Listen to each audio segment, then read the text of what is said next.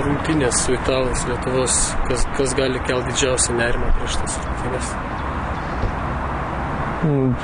Sunku pasakyti, kas gali didžiausią nerimą kelti.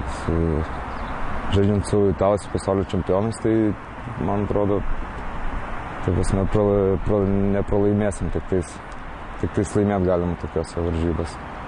Taip net ir nesėkmės atveju, man atrodo, kad vyrai pasisems ir patirties. Po rungtynių su gruzinais, tas vaizdas, kurį sudaro Lietuvos rinktinė, viskas gerai, ar taip žaidžiant su Italais galima tikėtis gerų rezultatų?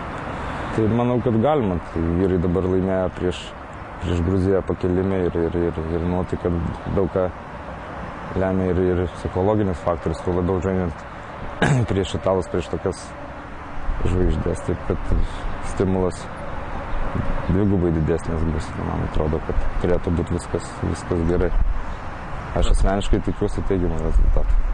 Ar Karčemarsko netektis turėtų neigiamos įtakos, ar tie žmonės, kurie gali jį pakeisti, Malinauskas, Grybauskas, neturėtų gadinti vaizdo net ir tokiose rungtynėse kaip su Italais? Sunku pasakyti, Karčemarskas ir su gruzinais neturėjo ten didelių, labai daug šansų pasireikšti. Ir Malinauskas, ir Grybauskas neblogi vartininkai turėtų sėkmingai pakeisti.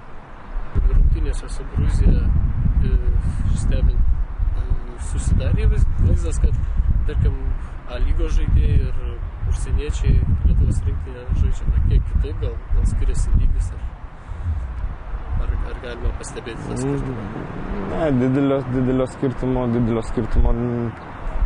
bent aš jau neįžvelgiu. A lygos žaidėjai tie, kur žaidė ir nieko nebuvo prastesni negu tie, kurie žaidžia užsienyje. Taip kad svarbiausia, kad būtų žaidimas ir žaistų kaip komanda, o ne kaip atskiri žaidėjai ir čia, manau, pagrindinė Lietuvos jėga.